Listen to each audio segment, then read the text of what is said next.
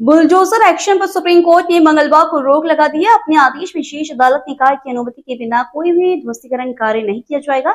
इस पर हवा महल विधायक स्वामी बाल मुकुंदाचार्य महाराज ने बताया। जय श्री राम, जय श्री बालाजी। मैं स्वामी बाल मुकुंदाचार्य महाराज, जयपुर राजस्थान, अखिल भारतीय संत समिति राजस्थान का अध्यक्ष। कुछ सवाल आए मीडिया के माध्यम से, सोशल मीडिया पर भी किए गए कि उच्चतम न्यायालय ने बुलडोजर पर रोक लगाई। देखिए, हम लोग भारतीय जनता पार्टी हो या समस्त वैष्णव और सनातनी हो, हम लोग संविधान पर और कानून पर पूर्णतः विश्वास रखते हैं। उसके आधार पर ही हम लोग चलते हैं। उसी क्रम में हमने काशी विश्वनाथ का भी इंतज़ार किया, उसी क्रम में राम मंदिर का भी इतने समय इंतज़ार किया। इसलिए हम लोग तो पूर्णतः विधिवत और विधि अनुरूप चलने वाले लोग हैं। आज पहले भी बुलडोज़र बिना किसी कानून की प्रक्रिया के कहीं चला नहीं है, और बुलडोज़र चला है तो ये माने कि अपराधियों में भय बना है। भले वह यूपी की बात करें, भले आप राजस्थान की बात करें, कहीं अपराधी ने गलत तरीके से संपत्ति पर कब्जा किया है या अपराधी गतिविधियों में रहकर संपत्ति अर्चन की है, तो उन पर बुलडोजर चला है। वो भी कानून नियम विधि के अनुरूप चला है, न कि बिना कानून के चला है। इसलिए हम तो पूर्णतः कानून के पालन करने वाले लोग हैं, और कानून का आदेश सर्वोपरि है, सर्वमाते है। इसलिए ये कतई कोई किंतु परंतु नहीं है कि साहब रोक लगी है तो हम तो कौन सा बिना किसी आदेश के काम कर रहे थे। विधिवत ही सारा काम हो रहा था और विधिवत ही काम हुआ है। लेकिन अपराधियों में भय की आवश्यकता है। अपराधों पर नियंत्रण चाहिए, कानून कड़क चाहिए। कानून कड़क होगा तो अपराधी करने से पहले कई बार विचार करेगा। इसलिए अपराधियों में भय होना ही चाहिए। फिर भी जो विधिवत काम होगा, विधि अनुरूप काम होगा, वही होना चाहिए। हम लोग भी उसका पालन करते हैं और उस पर पूर्णतः विश्वास रखते हैं। लोकल से लेकर ग्लोबल तक की खबरों के लिए देखते रहिए सच्ची रिपोर्ट। जनपद बिजनौर के धामपुर शुगर मिल में विश्वकर्मा जयंती बड़े ही धूमधाम से मनाई गई। इस अवसर पर धामपुर शुगर मिल के वर्कशॉप, जीएम प्लांट, गन्ना विभाग के वर्कशॉप और केमिकल यूनिट में वैदिक मंत्र उच्चारण के साथ विश्वकर्मा पूजन किया गया। इस अवसर पर पंडित अमित ध्वनि, पंडित शिवांश, पंडित विशेष शर्मा, पंडित गौतम शर्मा द्वारा क्रमशः पूजन एवं हवन करवाया गया। पूजन में यजमान के रूप में अभय शर्मा, उपेंद्र शर्मा, जीएम प्लांट में सत्यवीर सिंह, गन्ना विभाग में ओमवीर सिंह और केमिकल यूनिट में मोहित वशिष्ठ व कपिल देव ने संयुक्त रूप से पूजन कराया। इस अवसर पर धामपुर शुगर मिल लिमिटेड के उपाध्यक्ष निष्काम गुप्ता ने समस्त श्रमिकों एवं कर्मचारियों को विश्वकर्मा जयंती की शुभकामनाएं दी। आपको बता दें कि धामपुर शुगर मिल लिमिटेड में वर्ष 1933 से प्रतिवर्ष बड़े धूमधाम व हर्षोल्लास के साथ प्रतिवर्ष विश्वकर्मा जयंती बड़े धूमधाम के साथ मनाई जाती रही है। पूजन के उपरांत आरती व प्रसाद वितरण भी किया गया।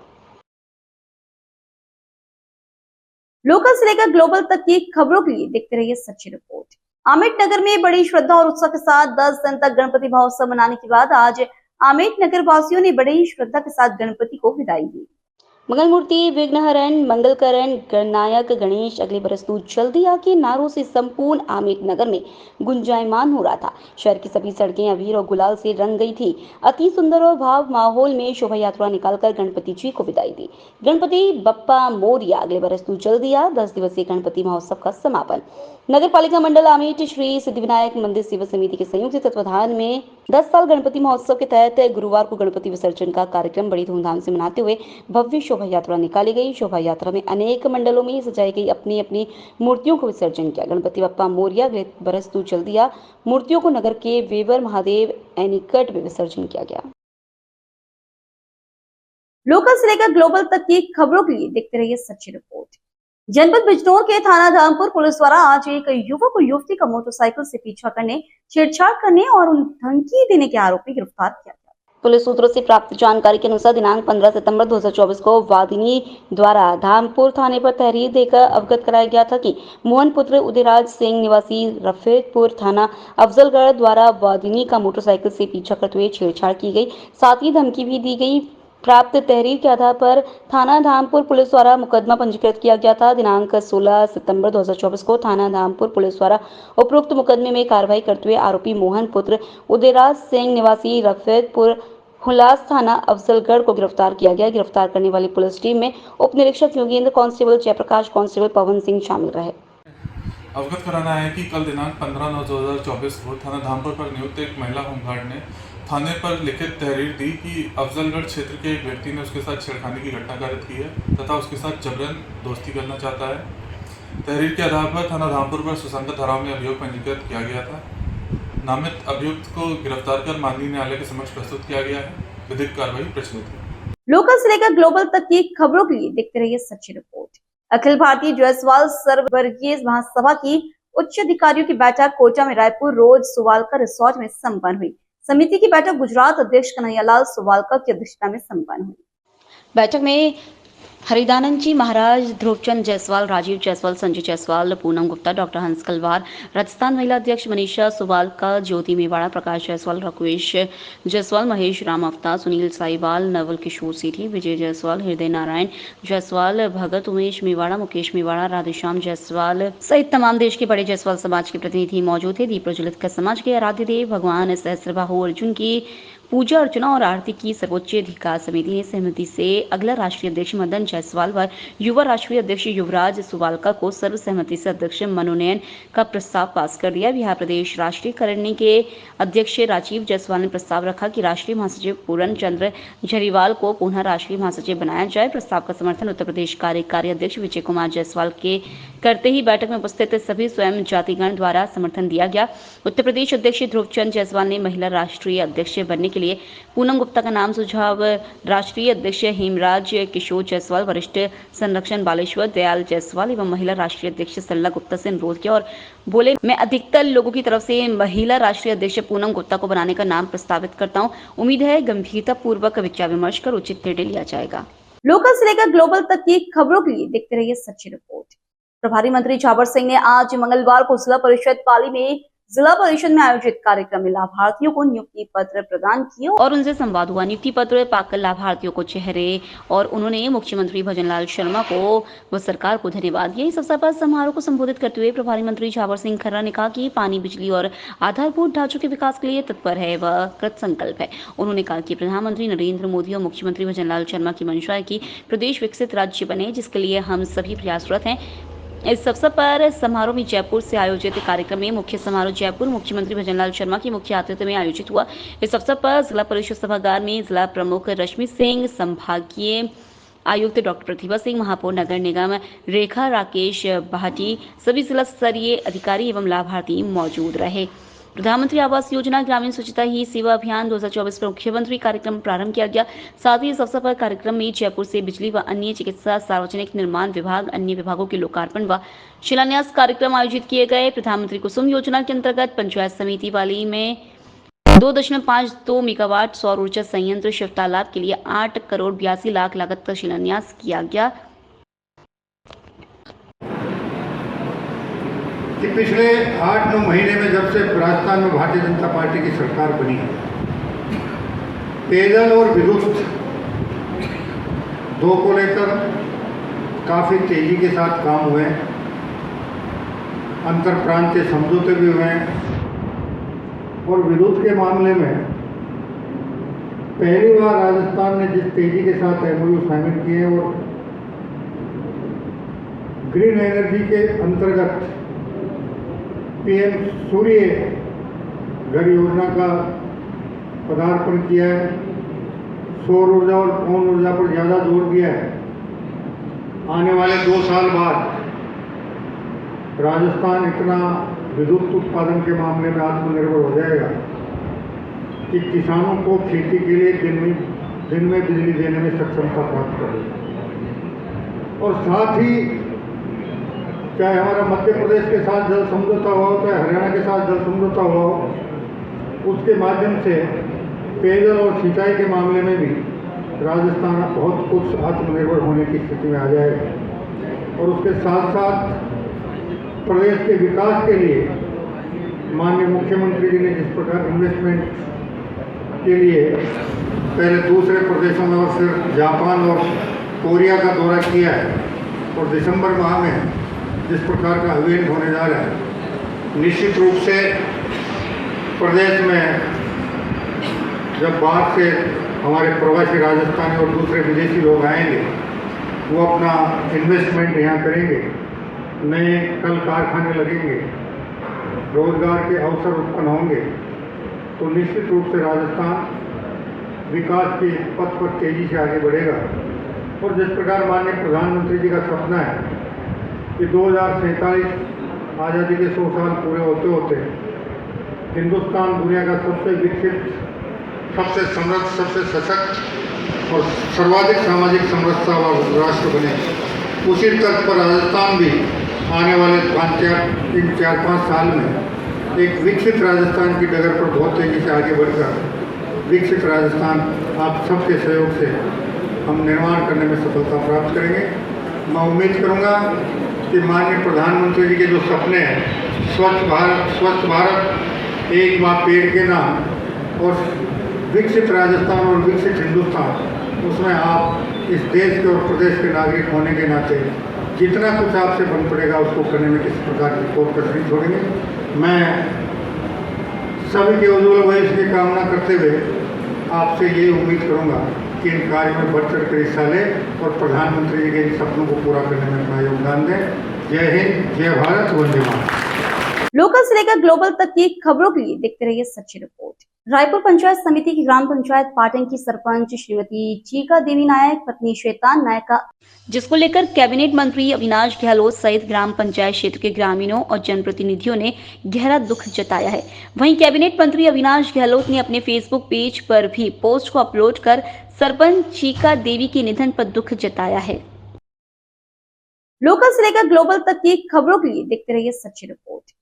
भारतीय विद्यालय आदर्श शिक्षण संस्थान जालोर द्वारा संचालित खारा रोड स्थित आदर्श विद्या मंदिर माध्यमिक विद्यालय की ओर से बुधवार को वन विहार एवं देव दर्शन कार्यक्रम आयोजित हुआ। वन विहार एवं देव दर्शन कार्यक्रम के तहत विद्यार्थियों को श्री 1008 श्री परम पूज्य महंत श्री राणा भरत जी महाराज के सानिध्य में श्री धोनारी वीर मोमाजी धाम निमला श्री 1008 श्री परम पूज्य महंत श्री ईश्वर भारत जी महाराज के सानिध्य में श्री पिपलेश्वर महादेव मंदिर भेसवाड़ा मंदिर दर्शन के लिए ले जाया गया, जिसमें अरुण से 5वीं कक्षा तक के करीब 90 भैया बहनों ने भाग लिया। श्री 1008 श्री परम पूज्य महंत श्री राणा भारत जी महाराज के सानिध्य में वंदना दर्शन कार्यक्रम का भी आयोजन किया गया। आदर्श विद्या मंदिर विद्यालय में होने वाली वंदना सभा छात्र छात्राओं को संस्कार देने का सबसे प्रभावी कार्यक्रम है। पठन पाठन प्रारंभ करने से पूर्व, कोई भी कार्यक्रम से पूर्व सभा में सभी ईश्वर से प्रार्थना करते हैं। वर्तमान में विद्या भारती के विद्यालयों में होने वाली संस्कार सभा समाज में अलग पहचान बनी है, जिसमें सेवा संस्कार राष्ट्रभाव के साथ कई उत्सव, जयंती, जन्मोत्सव का समावेश किया गया है। यह उद्गार बुधवार को सभागार में श्री 1008 श्री परम पूज्य महंत श्री राणा भरत जी महाराज जी ने व्यक्त किए। वन विहार एवं देव दर्शन कार्यक्रम में विद्या मंदिर के प्रधानाचार्य निर्मल सिंह भाटी ने देव दर्शन के बारे में विस्तृत जानकारी दी। लोकल से लेकर ग्लोबल तक की खबरों के लिए देखते रहिए सच्ची रिपोर्ट। काजरी स्थित भारत सरकार के पर्यावरण, वन और जलवायु परिवर्तन मंत्रालय द्वारा वित्त पोषित परियोजना मरुस्थलीकरण नियंत्रण, पर्यावरण सूचना जागरूकता, क्षमता निर्माण और आजीविका कार्यक्रम द्वारा संस्था में विश्व ओजोन दिवस निदेशक डॉक्टर ओपी यादव के निर्देशन में मनाया गया। इस अवसर पर संस्थान में स्कूल के विद्यार्थियों के लिए भाषण प्रतियोगिता का आयोजन किया गया। EIACP के प्रभारी डॉक्टर PC महाराणा ने कार्यक्रम की शुरुआत में सभी आगंतुकों का स्वागत किया एवं EIACP एवं ओजोन परत के बारे में संक्षिप्त जानकारी दी। काजरी के प्राकृतिक संसाधन संभाग के विभागाध्यक्ष डॉक्टर प्रियव्रत सांत्रा ने ओजोन परत एवं इसकी श्रेय की रोकथाम हेतु अपने विचार व्यक्त किए। भाषण प्रतियोगिता में जोधपुर के दिल्ली पब्लिक स्कूल पाल रोड के कक्षा 10वीं एवं गायत्री के छात्रों ने भाग लिया, जिनमें विविधा सिंधी प्रथम, सुवोजिता डे द्वितीय, शौर्य झा तृतीय स्थान पर रहे। सभी विजेताओं को प्रमाण पत्र एवं पारितोषिक देकर सम्मानित किया गया। Forest area, ecosystem and climate, but also it has resulted in the increase in number of health problems in human beings, like skin cancer. The increase in UV radiation is a significant cause of skin cancer. Second, eye damage. UV radiation exposure can lead to cataracts and other eye conditions, potentially leading most susceptible to infections and diseases. Increased UV exposure can cause skin damage, cancers and other health problems in human animals also, leading to population stressors and shifts in ecosystem. Many amphibian species whose eggs are laid in sun-exposed areas are especially vulnerable to increased UV radiation, which can cause mutations and population decline. UV radiation can impair photosynthesis in plants also, reducing agricultural yields and negatively impacting the food supply. This exposure can lead to damaging of chlorophyll, reduce local से लेकर global तक की खबरों के लिए देखते रहिए सच्ची रिपोर्ट। हर वर्ष की भांति इस वर्ष भी भीतरी शहर के अंदर पद्म सागर तालाब पर पितरों के लिए तर्पण का शुभारंभ श्राद्ध पक्ष पूर्णिमा से हुआ, जो अश्विन सर्व पितृ अमावस्या तक होगा, जिसमें जोधपुर वासी अपने पितरों के तर्पण करवाने के लिए पहुंच रहे हैं। पंडित वीरेंद्र राज जोशी ने बताया कि तर्पण पद्म सागर तालाब पर पूर्ण विधि विधान से तिल, जव, कुशा, पुष्प, कच्चा दूध से करवाया जा रहा है। पूर्णिमा तिथि से लेकर अश्विन कृष्ण पक्ष अमावस्या सर्व पितृ अमावस्या तक 16 दिन संसार जगत के मनुष्य समस्त पितरों का तर्पण कर आशीर्वाद लेकर सुखी जीवन यापन करते हैं। जोशी ने बताया कि एक डाब लेकर 3 टुकड़े कर एक डाब बाएं आटन, एक डाब शिखा पर, एक डाब आसन पर रखा जाता है। तत्पश्चात बाएं हाथ में जल लेकर दाएं हाथ से कानों पर लगाया जाता है। उसके बाद 11 बार प्राणायाम कर संकल्प के साथ तर्पण कर प्रारंभ किया जाता है। तर्पण की अगली कड़ी में जनोई को अपस्वयं कर पूर्वजों का नाम लेकर आह्वान कर तर्पण प्रारंभ किया जाता है। सरोवर पर दोनों हाथों में जल लेकर सामने की तरफ भगवान विष्णु का तर्पण किया जाता है। उसके बाद दोनों हथेलियों के बीच से जल छोड़कर तर्पण किया जाता है। इसके बाद दोनों हथेली को जोड़कर दाएं हाथ के अंगूठे से पितरों का तर्पण किया जाता है। भगवान विष्णु नमस्कार, सूर्य नमस्कार, चारों दिशाओं में नमस्कार करने के बाद ब्राह्मण भोज, गोग्रास, काकग्रास आदि का संकल्प लेने के बाद तर्पण संपन्न होता है। श्राद्ध पक्ष में जो भी मनुष्य तर्पण करते हैं उनसे पितृ प्रसन्न होते हैं। पितरों की प्रसन्नता के लिए इस प्राचीन सरोवर पर और अन्य जगहों पर भी तर्पण का कार्यक्रम चलता है। पितरों के पूजन अर्चन तर्पण करने से या पिंडदान करने से आयु में वृद्धि होती है, कुल में घर में जो अशांति होती है उसकी निवृत्ति होती है, संतान की वृद्धि होती है, गोत्र में वृद्धि होती है, जो भी मन चाहे कामना होती है पूर्ण होती है। श्राद्ध शब्द श्रद्धा से उत्पन्न है, श्रद्धया सत्यम आप्यते, इसीलिए श्राद्ध की उत्पत्ति हुई है। जिस भी मनुष्य की जो भी श्रद्धा है उसके हिसाब से पितरों की कामना की पूर्ति हेतु कार्य करना चाहिए। इससे मनोवांछित फल की कामना जरूर पूर्ण होती है। लोकल से लेकर ग्लोबल तक की खबरों के लिए देखते रहिए सच्ची रिपोर्ट। प्रधानमंत्री शहरी आवास योजना के अंतर्गत तखतगढ़ नगर पालिका क्षेत्र में चयनित लाभार्थियों के भवनों का फूलों से सजाकर विधिवत पूजा अर्चना के साथ फीता काटकर गृह प्रवेश करवाया गया एवं लाभान्वित परिवारों का सम्मान कर लाभार्थियों के हाथों से उद्घाटन करवाया गया। उक्त कार्यक्रम नगर पालिका क्षेत्र तखतगढ़ में अधिशासी अधिकारी नीलकमल सिंह रणावत के सानिध्य में करवाया गया। उक्त कार्यक्रम में कनिष्ठ अभियंता आकाश त्रिवेदी व प्रधानमंत्री आवास योजना CLTC हरीश राठौर एवं पालिका कार्मिक भी उपस्थित रहे। अधिशासी अधिकारी नीलकमल सिंह रणावत ने बताया कि पालिका में प्रधानमंत्री आवास योजना के तहत कुल स्वीकृत लाभार्थी 181 है, जिसमें 23 लाभार्थियों के मकान पूर्ण होने से गृह प्रवेश करवाया गया। शेष लाभार्थियों को द्वितीय किश्त जारी कर दी गई है। उक्त लाभार्थियों द्वारा लिंटिल लेवल तक का कार्य किया गया है। गीला व सूखा कचरा को ऑटो टिपर में डालने के लिए किया जागरूक। वहीं तखतगढ़ नगर पालिका प्रशासन द्वारा स्वच्छ भारत मिशन के 10 वर्ष पूर्ण होने के उपलक्ष्य में 14 सितंबर से 1 अक्टूबर 2024 तक स्वभाव स्वच्छता संस्कार स्वच्छता की थीम पर प्रदेश एवं देश भर में विभिन्न गतिविधियों का आयोजन किया जाना प्रस्तावित है।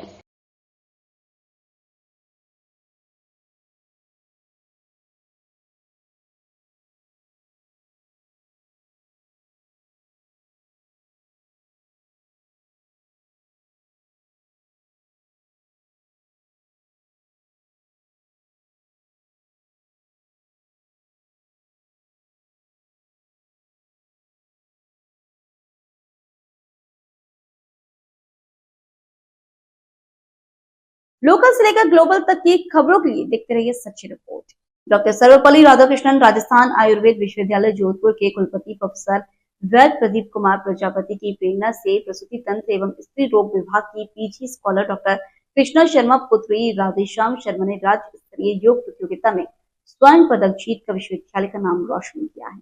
इस प्रतियोगिता में डॉक्टर कृष्णा ने अपने उत्कृष्ट प्रदर्शन से पहला स्थान हासिल किया। राज्य स्तरीय योगासन प्रतियोगिता 2024 का आयोजन दिनांक 14, 15 और 16 सितंबर 2024 को जय मिनेश आदिवासी विश्वविद्यालय कोटा में किया गया, जिसमें पूरे राजस्थान के विभिन्न जिलों के प्रतिभागियों ने भाग लिया। कुलपति प्रोफेसर प्रजापति ने कहा कि डॉक्टर कृष्णा की यह उपलब्धि न केवल उनके व्यक्तिगत मेहनत और समर्पण का परिणाम है, बल्कि यह हमारे विश्वविद्यालय के गौरव को भी बढ़ाती है।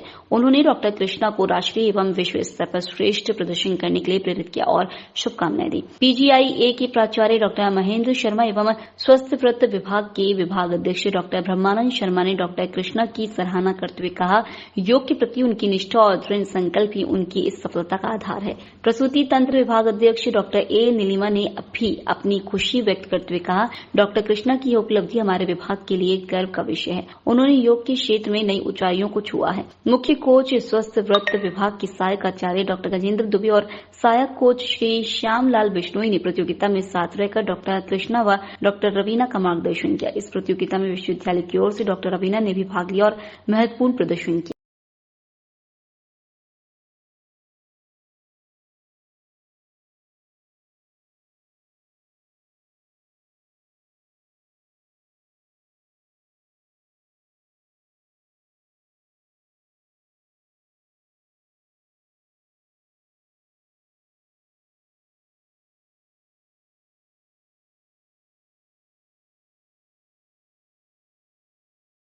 लोकल से लेकर ग्लोबल तक की खबरों के लिए देखते रहिए सच्ची रिपोर्ट। डॉक्टर सर्वपल्ली राधाकृष्णन राजस्थान आयुर्वेद विश्वविद्यालय के post graduate institute of Ayurveda के स्नातकोत्तर कोमार भृत्य विभाग एवं NSS इकाई के संयुक्त तत्वाधान में राष्ट्रीय पोषण कार्यक्रम सितंबर माह 2024 के ब्रोशर का विमोचन माननीय कुलपति प्रोफेसर प्रदीप कुमार प्रजापति के कर कमलों द्वारा किया गया। प्रोफेसर प्रजापति ने बताया कि पोषण सभी अवस्थाओं में अत्यंत आवश्यक है, जैसे बाल अवस्था, मध्यम अवस्था और वृद्धावस्था आदि। इसी को संज्ञान में लेते हुए इस वर्ष राष्ट्रीय पोषण कार्यक्रम की theme nutritious diet for everyone निश्चित हुई है। आयुर्वेद एक प्राचीन वैज्ञानिक चिकित्सा पद्धति है, जिसके माध्यम से बाल अवस्था से लेकर वृद्धावस्था तक अनेकों पोषण योगों का वर्णन विभिन्न संहिता ग्रंथों में मिलता है। इसी को देखते हुए राष्ट्रीय पोषण माह के अंतर्गत विभिन्न कार्यक्रमों का आयोजन किया जाना है। कुल सचिव प्रोफेसर गोविंद साहिब शुक्ल ने बताया कि विभिन्न प्रतियोगिताओं का आयोजन दिनांक 23 से 30 सितंबर तक किया जाएगा, जिसमें राष्ट्रीय पोषण कार्यशाला में 4 विषय विशेषज्ञों के व्याख्यान में भी आयोजित किए जाएंगे। इस अवसर पर प्राचार्य professor Mahendra Sharma, associate professor एवं निदेशक centre for human resource development doctor Rakesh Sharma, क्रिया शरीर विभाग के विभाग अध्यक्ष एवं मीडिया प्रभारी प्रोफेसर दिनेश शर्मा, उपकुल सचिव डॉक्टर मनोज अदलखा आदि संकाय सदस्य उपस्थित रहे। इस कार्यक्रम में पोस्टर, निबंध आदि अनेक प्रतियोगिताओं का आयोजन किया जाएगा।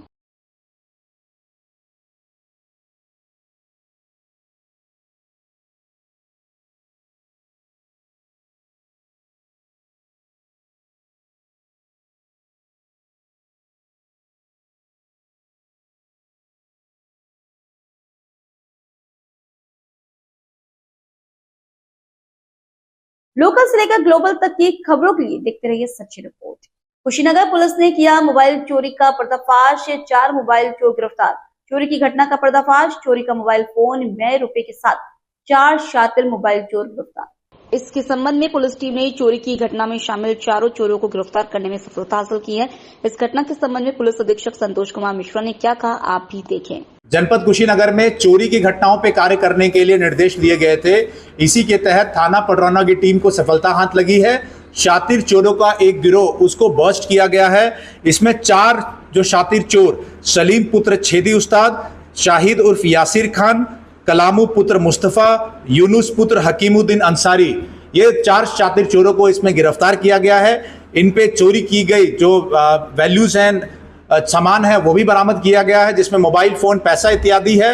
पूछताछ में यह भी मालूम चला है कि जुलाई में हुई एक घटना, शैलेश भारती जो वादी थे, उनके साथ मारपीट इत्यादि की घटना जो कारित की गई थी, उसमें भी ये लोग सम्मिलित थे। और इसमें जो एक शातिर जो इनका सरगना है सलीम, इस पे पूर्व के भी मुकदमे हैं। ये सभी शातिर चोरों को गिरफ्तार करके जेल तो भेजा ही जा रहा है, साथ ही साथ इन पे गैंगस्टर की कार्रवाई कर जो इन पे संपत्ति इन्होंने अर्जित की है उसके भी कुर्क किया जाएगा। और सराहनीय कार्य करने वाली हमारी जो टीम है, जो हमारे एडिशनल एसपी एवं सीओ सदर के नेतृत्व में कार्य किया है, थाना पडरौना और हमारे जितने भी हमारे इंस्पेक्टर साहब और बाकी कर्मचारी है, सबको पुरस्कृत भी किया जा रहा है। लोकल से लेकर ग्लोबल तक की खबरों के लिए देखते रहिए सच्ची रिपोर्ट। भरतपुर जिले के तहसील वेर में राजस्थान पटवार संघ की प्रदेश कार्यकारिणी के आह्वान पर पटवारी पेन डाउन स्ट्राइक पर हैं।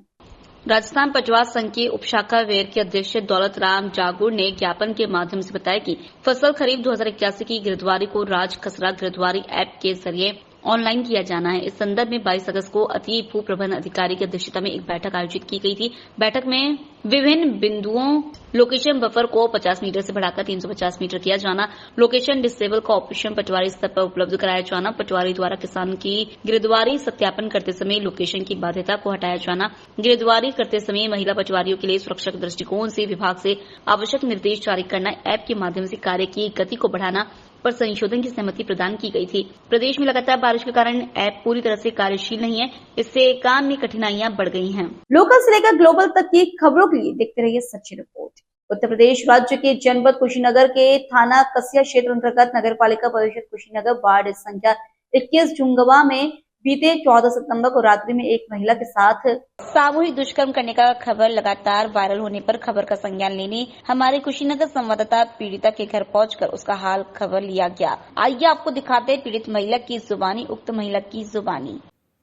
थाने से न्याय न मिलने की दशा में आपने पुलिस कप्तान के यहाँ क्यों नहीं गया? मैं घर से बाहर ही नहीं निकल पा रही हूँ। मेरे बच्चे भूखे मर रहे हैं, न दाल चावल कुछ नहीं है हमारे पास। मैं नजरबंद हूँ। मैं घर से बाहर निकलूंगी तो लोग मुझे मार देंगे जान से। चारों तरफ लोग पड़े। कौन नजरबंद? गांव के लोग ही है। गांव के पांडे परिवार से कुछ लोग हैं जो आगे पीछे खबर दे रहे हैं मैं कहाँ जा रही हूँ काम। तो घर से बाहर नहीं निकल, डायरेक्टली मुझे धमकी घर पे आके दे के गए हैं कि तुम घर से बाहर निकलो। जिस दिन आप लोगों का मुसलमानों का फेस्टिवल था उस दिन ही मुझे ये लोग किडनैप करके मार दिए होते। मैं उस दिन से घर से बाहर नहीं निकली हूँ। ना मेरे घर में साग है ना सब्जी है। मेरे हस्बैंड यहाँ रहते नहीं है। अब मेरे बच्चे इतने समझदार नहीं है कि मैं उनको किसी के पास भेज भी दूं। उल्टा मेरी ही बदनामी कर रहे हैं कि फर्जी है। मेरी कहीं कोई सुनवाई नहीं हो रही। योगी राज में तो बिल्कुल सुनवाई नहीं हो रही है। मैं तो बोलूंगी कि योगी जी बोलते हैं कि बेटी पढ़ाओ और बहू बचाओ, ऐसा कुछ नहीं है। जब घर में घुस के ऐसा कांड हो जा रहा है तो बेटी कहाँ से बचेगी और बहू कहाँ से बचेगी? क्या नाम है आपका? मेरा नाम राधिका मिश्रा है। और आपके हस्बैंड का क्या नाम? मेरे हस्बैंड का नाम सूर्य प्रकाश मिश्रा है और प्रतिमा मिश्रा मेरा। आपको लग रहा है कि आप सरकार के ऊपर कितनी बड़ी उंगली उठा रही हैं? उंगली नहीं उठा रही, मैं सच्चाई बता रही सरकार की कि जो पैसे वाले उनकी सरकार सुनती है, प्रशासन सुनता है, गरीबों का नहीं सुनता। अगर सुनता तो 15 तारीख को मैंने एप्लीकेशन दिया, आज 18 तारीख है। चौकी से ना थाने से कोई फोन नहीं आया। मैं फोन करती हूँ तो मुझे ही डांट के बोल देते हैं लोग। तो मैं क्या विश्वास करूं? आपका अगला कदम क्या होगा? अगला कदम यह है मेरी सुनवाई नहीं होगी, मैं आत्महत्या कर लूंगी। इसकी जिम्मेदार प्रशासन और सरकार दोनों होगी। लोकल से लेकर ग्लोबल तक की खबरों के लिए देखते रहिए सच्ची रिपोर्ट। अम्बाला शहर में एक छोटी सी जगह है धूलकोट, जहां पर भूपेंद्र बड़ाक रहते हैं, लेकिन समाज सेवा करने का बड़ा जज्बा रखते हैं। कई वर्षों से वो शहर के मुद्दों पर संघर्ष कर चुके हैं। इस बार विधानसभा चुनाव में आजाद प्रत्याशी के तौर पर चुनाव लड़ने का निर्णय लिया है। मुद्दों पर बोलते हुए भूपेंद्र ने कहा कि वो किसानों के साथ हमेशा से खड़े रहे। उनका चुनाव निशान भी गन्ना किसान है। वो सत्ता में आए तो एक कलम से शंभू बॉर्डर खुलवा सकते हैं। अम्बाला शहर में कांग्रेस और भाजपा ने विकास के नाम पर कुछ नहीं किया। पानी की निकासी आज तक नहीं हो सकी। इसके अलावा शिक्षा, स्वास्थ्य पर भी हम काम करेंगे। जमीन से जुड़ा हुआ हूं और आपके लिए ही संघर्ष कर रहा हूं। आम आदमी की पीड़ा को समझता हूं। मेरे इरादे बुलंद है। जितनी भी समस्या है शहर को उनको प्रमुखता से हल करवाना ही मेरा मकसद है। आपके मुद्दे क्या है? सबसे पहले तो मैं आप लोगों का और अम्बाला की जनता का बहुत ही आभार और धन्यवाद करता हूँ।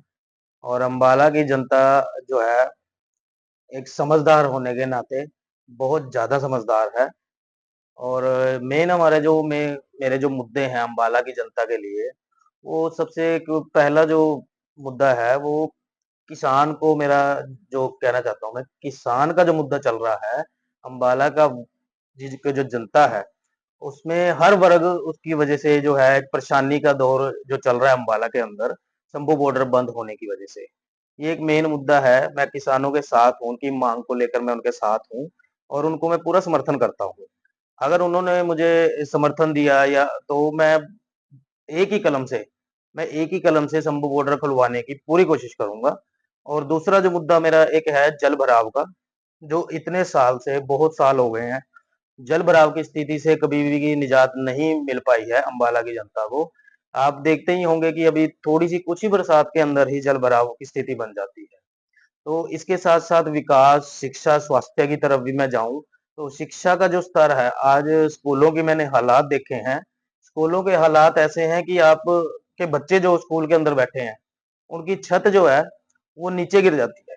बरसातों के अंदर पानी टपकता है। तो ऐसे-ऐसे शिक्षा के स्तर पर मैंने देखा है जो लोगों का और बच्चों का, बच्चे बहुत परेशान हैं।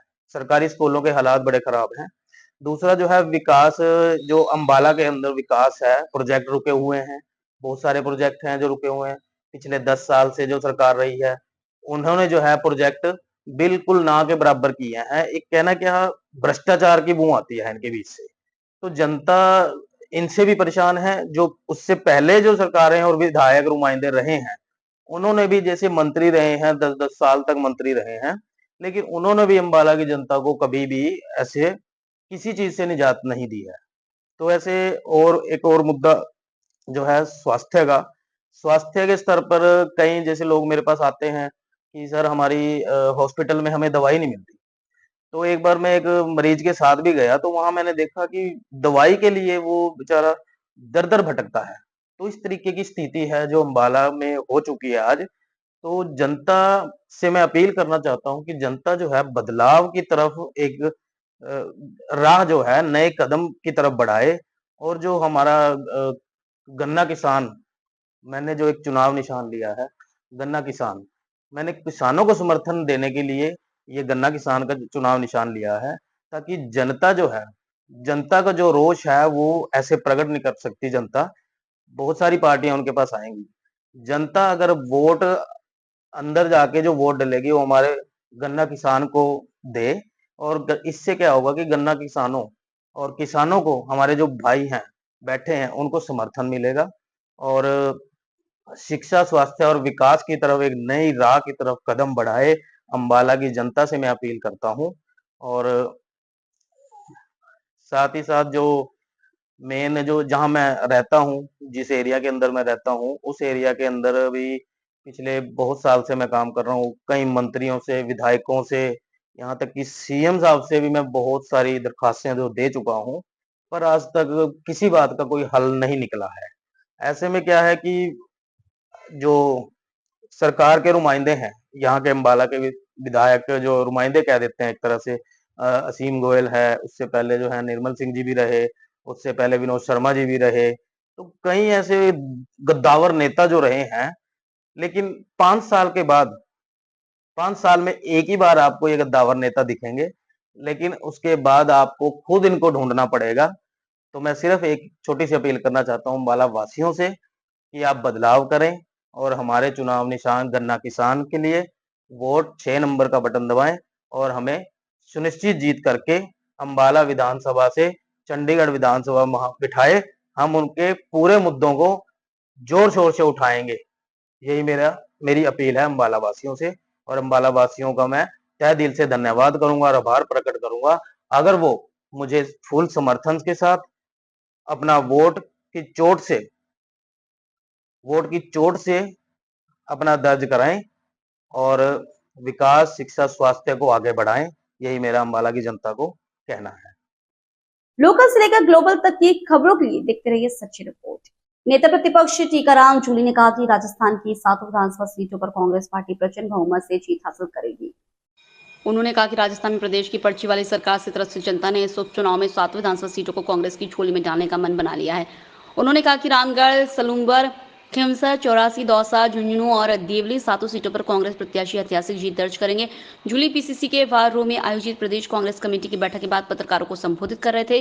उन्होंने कहा कि राजस्थान की सरकार हर मोर्चे पर विफल साबित हुई है। उन्होंने कहा कि पिछले 9 महीनों में सरकार ने जनहित के किसी भी कार्य को अमलीजामा नहीं बनाया है। जूली बोले, पिछले 9 माह के कार्यकाल में भाजपा की सरकार ने केवल कांग्रेस सरकार की योजनाओं को रिव्यू के नाम पर बंद करने का काम किया है। उन्होंने कहा कि भाजपा सरकार अंग्रेजी माध्यम स्कूल, जनहित की योजनाओं और नए जिलों को लेकर केवल रिव्यू का खेल खेल रही है। उन्होंने कहा कि गहलोत सरकार में भौगोलिक दृष्टि से राजस्थान में 50 जिले बनाए गए, लेकिन प्रदेश सरकार इन जिलों पर भी ब्रेक लगाने के निरंतर बयान दे रही है। उन्होंने कहा कि राजस्थान में नए जिले समाप्त करने के बजाय जनसंख्या की दृष्टि से नए जिले बनाने पर विचार करना चाहिए। लोकल से लेकर ग्लोबल तक की खबरों के लिए देखते रहिए सच्ची रिपोर्ट। मानसू तहसील की ग्राम पंचायत कल्याणपुरा के गांव नाथुसर का विस्थापन हुआ है, जो कि सरिस्का के जंगलों में पड़ता है। इसमें 13 बाहरी लोगों ने फर्जी डॉक्यूमेंट बनवा के 15-15 लाख का मुआवजा उठा लिया है, जिसमें 6 लोग गुड़ा भाकरवाला गांव के निवासी हैं और 6 लोग बांसु तहसील के बाहर के निवासी हैं।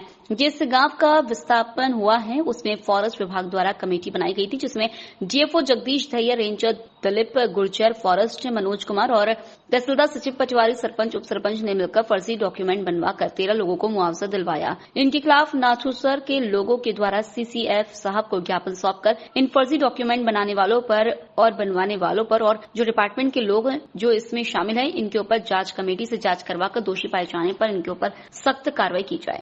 जी बताइए, क्या पूरा मामला है, किस लिए आए? मामला ये है भाई साहब, हमारे गांव मतलब हमारी पंचायत ग्राम पंचायत कल्याणपुर पड़ती है। ग्राम पंचायत कल्याणपुरा में नाथूसर गांव है, उसका विस्थापन हुआ है वन विभाग के द्वारा। उनको दूसरी जगह कहीं ज़मीन या फिर 2 पैकेज, इसमें ये 15 लाख रुपए, एक या तो एक फर्स्ट पैकेज में 15 लाख रुपए जो लेना चाहिए तो, और दूसरे पैकेज में 6 बीघा ज़मीन 4.25 लाख रुपए और भाई 600 वर्ग का प्लाट। और जो फर्जी तरीके से जिनका नाम लिखा गया है उनको दिया गया है पैकेज। भाई उन लोगों को पता नहीं चले, उस गांव वालों को, कि भाई यहाँ ज़मीन इनको दी गई है। अगर वो वहाँ ज़मीन उनको दे देते, पैकेज में आ जाता उनका नाम, तो वो सोचते कि भाई वो पूरा गांव ही विरोध कर देता। लेकिन वो हम जैसे मैंने क्या है कि RTI लगा के और लिस्ट निकलवाई इनके वन विभाग से, और लिस्ट में मेरे को पता चला कि भाई ये इतने लोग फर्जी हैं। 13 लोग फर्जी हैं इसमें, जिनका मैंने बता दिया है। उनमें जो ज्ञापन दिया उसमें ब्यौरा है कि भाई 6 लोग तो फर्जी डॉक्यूमेंट्स बनवा के किया है। जबकि हम एक बात बताओ, जैसे मान लो 6 लोग तो ऐसे हैं जो मेरे गांव के निवासी हैं, उन गांव के बारे में हम नहीं जानते कि भाई ये यहाँ के निवासी हैं कि नहीं है, लेकिन वो डॉक्यूमेंट्स में बन रहे हैं कि वहाँ नाथूसर के निवासी बन रहे हैं। और वैसे डॉक्यूमेंट्स, अब उन्होंने डॉक्यूमेंट्स ये बनवाए, मैंने इनसे दहिया साहब से बात की थी, पहले ज्ञापन दे के गया है 2 तारीख को मैं दहिया साहब को कि भाई साहब इनके ऊपर कार्रवाई की जाए, और आज 17 तारीख को दोबारा मैं CCF साहब को ज्ञापन देने आया हूँ। उसमें क्या बोल रहे हैं? तो CCF साहब ने आश्वासन दिया है कि भाई इनके ऊपर कार्रवाई की जाए, क्योंकि दहिया साहब को जो ज्ञापन दे के गया उन्होंने कोई कार्रवाई नहीं की अभी तक। तो किस तरह फर्जीवाड़ा हुआ है? फर्जीवाड़ा ये हुआ है, इसमें क्या डॉक्यूमेंट्स फर्जी बनवाए हैं। डॉक्यूमेंट्स मैंने दहिया साहब से पूछा था क्या क्या डॉक्यूमेंट्स चाहिए इसमें, उन्होंने बताया कि भाई हमारे पास में क्या नाम है आधार कार्ड और ये राशन कार्ड। अब उन्होंने राशन कार्ड और आधार कार्ड फर्जी बनवाया, बाकी डॉक्यूमेंट्स वहीं के बोल रहे हैं जहाँ के वो निवासी हैं वर्तमान। उन्होंने उठा लिया क्या मुआवजा? उठा लिया ना, उनके पैकेज में वो आ गई। जो विस्थापन लिस्ट निकलवाई ना, वो उन्हीं की लिस्ट है जिनका मुआवजा मिल चुका उनको 15-15 लाख रुपए पर कैंडिडेट उनको मिल चुका। विभाग ने दे दिया। अब आप क्या चाहते हैं? मैं ये चाहता हूँ कि इनके ऊपर कार्रवाई की जाए और इनका जो मुआवजा है, गवर्नमेंट का जो नाजायज़ मुआवजा उठाया है, इनको वापस दिया जाए। मेरे को लोभ भी दिया जा रहा है इनकी तरफ से कि भाई आप कोई पैकेज में नाम जोड़ देंगे, आपको पैकेज दिला देंगे, इस मुद्दे को मत उठाओ। मैंने कहा भाई मैं ऐसा मतलब हर्जी नहीं करूँगा कि नाजायज़ काम करने वाला है इंसान नहीं हूँ। क्या नाम है आपका? अशोक कुमार। की धमकी दी जा रही है? मेरे को धमकी इसलिए ये दी जा रही है कि भाई मैं जयपुर रहता हूँ, जयपुर में क्रेशर पे काम करता हूँ। मेरे को फ़ोन आया उनका, जब मैं कार्रवाई की लिस्ट निकलवाई RTI के तहत, तो लिस्ट निकलवाने से पहले ही मेरे पास फ़ोन आने लग गया कि भाई आप RTI के तहत ये लिस्ट मत निकलवाओ, क्योंकि इसमें हमारा भाई बंदा फूट जाएगा। तो अगर आपने ये कार्रवाई की, हमको पता चला कि आपने ये कार्रवाई की है, तो आपको या तो हम नहीं है या तुम नहीं हो, ये धमकी दी जा रही है। और मुझे आशा भी है जब एक बंदा कोई धमकी दे सकता है मुझे, तो मुझे ये लगता है कि जो 13 लोग इनमें फर्जी जुड़े हुए हैं, तो शायद इनका भी मेरे पास कॉल आ सकता है धमकी के लिए कि भाई तुमने ऐसा क्यों किया। इनकी रिकॉर्डिंग वगैरह है क्या आपके पास? एक जने की रिकॉर्डिंग है मेरे पास। क्या कह रहा है वो रिकॉर्डिंग में ये बोल रहा है कि भाई मेरे मतलब एक बहन है और भाई मेरे तो आगे पीछे कुछ नहीं है।